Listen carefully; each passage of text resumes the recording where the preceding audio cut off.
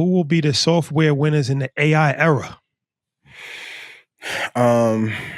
Eventually, we're going to go through the list of the ones that won't recover as a result, and it's a lot of them. But I think there are a few.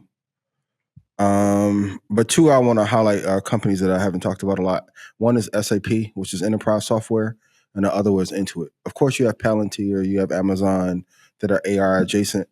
But the thing I was telling Stock Club last night, find the companies that are going to thrive that are AI indestructible. Meaning, regardless of what AI does and how prolific it becomes, them, you can even throw ADP in there. There are certain companies that won't be negatively affected, but companies like Duolingo or Adobe or some others, Salesforce, may be. This AI trade isn't going away. I think we probably have another, maybe 9 years of this trade. But you need to find some companies that will not be negatively affected by AI, regardless of how advanced they get. And I think SAP and Intuit are two good versions of that. All right, I'm gonna go different. And this is why this makes this show so unique, is that you're gonna get a vast array of opinions and information. I think one is the obvious. I think Microsoft for sure, of in course, terms of software, because people I didn't want to mention the obvious. Yeah. I just think people, when you understand what Microsoft does, it actually does the opposite. It's like, all right, that's software. How do we take AI and incorporate it to eat everybody else? Yeah. Right. So like if you think of them as the person that's going to eat up software companies by incorporating AI. And they've done that already with Copilot, what Azure is doing. We know that already. I think an interesting one is ServiceNow. It's underrated. An underrated one, it's sleeper, but it's another one of these companies that deals with managing workflows and connecting systems to people. Right. So when you think about we'll talk about software companies that we don't think are going to survive. ServiceNow has been super innovative. I've been watching their CEO for the past 3 years. Interesting dude. And then I started to understand what the company does. That would be my sleeper inside of this space. So I got Microsoft, and I'm going to take ServiceNow as winners in the software AI era. Who do you think would be the first company that comes out with a full agentic AI stack? Like enterprise level or consumer level, where you can just say, hey, answer all my emails for me. Because there's some smaller companies that do it, but who do you think would be the first player out of Google, Microsoft, Apple, Tesla to have full scale? I think it's Google. Yeah. And if they get that piece, Apple's going to slide to 7th in valuation overall. It's built in. The win is built in. When you're talking about, we like convenience, right? So if there's a company that has your email already, that has your work schedule already, that has your life schedule calendar, Well, I mean, you can make the same argument for Apple. But do you have an email with Apple? iCloud. But they haven't put as much money. And that's my point why I'm so frustrated. The infrastructure and entire ecosystem, you needed that last one Infinity Stone. And you didn't build it. But then also people like Elon Musk say email is not even going to be around in 10 years. Email is going to be a thing of the past. So, but I think Apple, I mean, if you really think about it, as far as vertical integration, they have your text messages, they have your music, they have your calendar. Everybody might not use iCloud, but I do. So in that case, they have your email. And it's the device that most Americans are using, an iPhone. So, I mean, they're perfectly set up for that. I think they're more set up for that than Google. The thing is, Google's going to execute it faster, though. Yeah, I think what Google has done, and it's interesting because we could say that they've been the leader in AI for a long time. They just didn't have the product to do it. When you talk about DeepMind and all the architects that came from there, the iCloud situation is true, but it's more of a storage. I think if you have an iPhone, you have iCloud, right? Whether it's it saves your text messages or it does save your music. But that part of, there is no Apple Calendar, right? Like all the things you use on your phone for the most part are going to be from Google. No, there is an Apple Calendar. I'm just saying what most people use. I use an Apple Calendar. You have a Gmail calendar as well, right? I don't use that. I use Apple Calendar. You have a Gmail account? I do, but I don't use it though. My calendar, I use my calendar religiously. Okay. Shout out to AB. Puts stuff on my calendar. He does that through Gmail. It's on Apple. It's on your iPhone, but he's doing it through Gmail. I'm on those calendars. Yeah, but it's an Apple calendar. It's a Gmail, bro. It's the Apple calendar. No, I'm just saying. I'm saying this is the Apple calendar. There's a Gmail calendar. No. But what's I'm getting sent to you is through Gmail. He could be sending it through Gmail, but it's on my Apple calendar.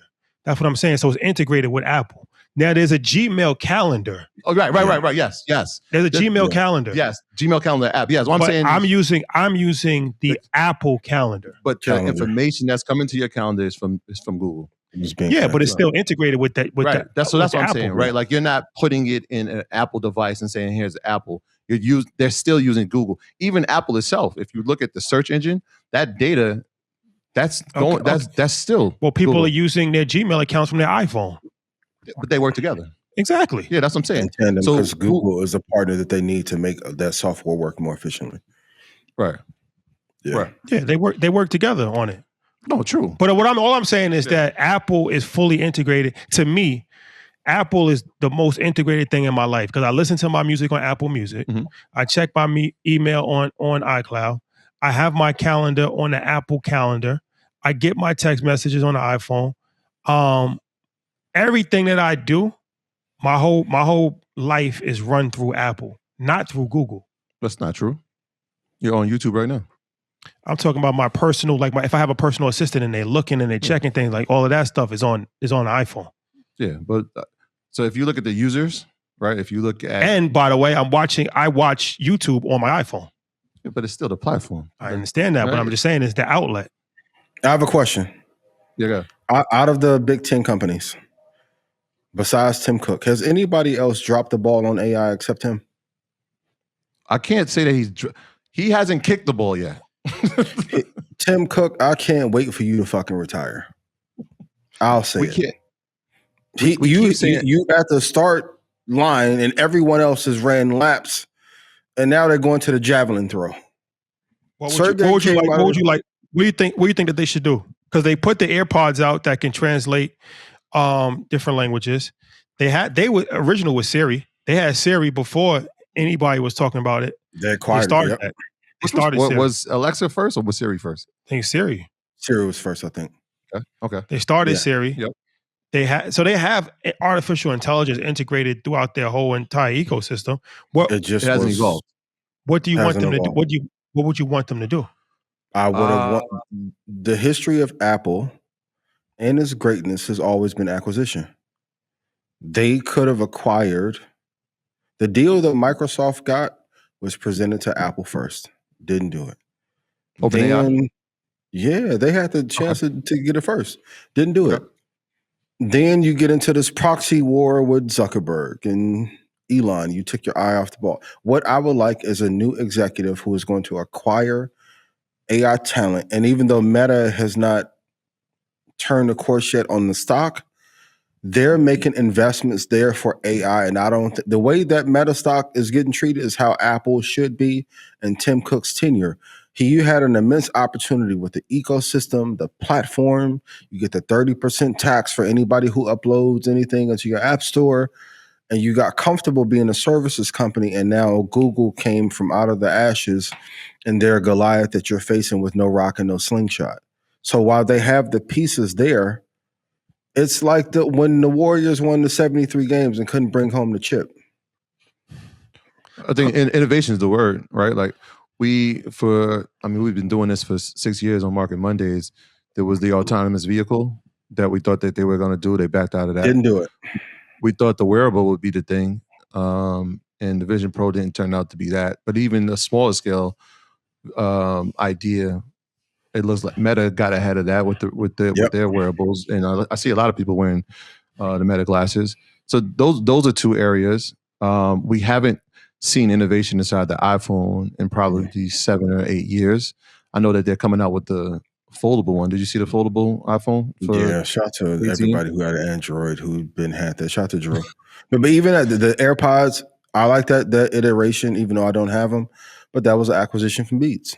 Apple has acquired their way into greatness, and then they stopped acquiring and got comfortable, and everyone else is catching up. They're falling on the market cap list, like I said they would a year and a half ago. Well, they're not getting. They're number 3. I mean, they just got passed. The interesting part is this, and this is the part. Like, we can say all these things, but people are still buying the products. I mean, like, it was a forced upgrade. It was a $4 trillion company 3 weeks ago. I think it gets taken for granted because it's a necessity. We're running this show right now, and it wouldn't be possible without Apple. 100%. On the desk right now, there's 2 iPhones. We're buying the products. They're on the desk right now. Yeah. I agree. That has nothing to do with the underinvestment in AI, though. There's 2 iPhones, there's an iPad, and there's a MacBook. We're still buying a product. That's what I'm saying. We're still buying a product. So the valuation of the company continues to rise, right? Like, I bought the 17. I bought the new AirBuds. People are doing that. This was when we talk about innovation. Like, no, I'm just saying in terms of think about what Google's had to do and had to announce and had to acquire to get to this valuation, right? Think about how Meta has announced these things and acquired, and it's still sitting at the value, right? They're sitting at the 1.4 billion. Apple hasn't done all those things that we're saying, and people still buy the product, and the valuation continues to rise. It hit an all-time high last year. You know what this reminds me of? Yeah, it reminds me of the same sentiment at a larger scale that Intel and BlackBerry had in 2008 and 2009. If you've been around long enough, Sergey came out of Elon's in office. Whether you like him or not and like his disposition and his thought process, Trump's in Mar-a-Lago or the office. Tim Cook, out of the best of breed CEOs, has undelivered the most in terms of AI. That's my point. When they had a chance to lead this race and they lost it. I think both things are true. I think both things are true. Yes, he's under-delivered. Has the stock been rewarded for what it's done in the past year? Yeah, that's not he's even said last week, I'm fucking tired of being in the office and I'm ready to get the fuck out the seat. But can we argue that the stock has performed? It's performed, right? I agree. That's my pick. That's my baby. But I also can say that they've underperformed in terms of leadership. Both things are true. Yeah. I'm with you. Yeah. Well, we'll see. We'll see if they go in a new direction. It's like sports. Sometimes you got to change the coach. If the team is not, performing, even if the team is winning. The Knicks, they went to the conference finals last year and they still fired the coach. That's a fact. So sometimes you fire a coach just because you need a new culture. So maybe a new CEO comes in with a new culture, new game plan, and shake things up and is a little bit more innovative. We'll see. And are you happy with the job? Are you happy with the job that Andy Jassy has done at Amazon? Absolutely. Okay. Yeah, I am. And really quick, as of early January 2026, internal succession planning has accelerated. An official announcement should come at the end of the first quarter. From what I've been told personally from somebody who works at HQ, he will be out January of 2027. All right. So we'll monitor the situation. And yes, it's still in Stock Club. Yes, it's still two techs, Apple and Microsoft. I'm just saying, like, when the passion isn't there, you got a succession plan early because you can tell he's tired of being there.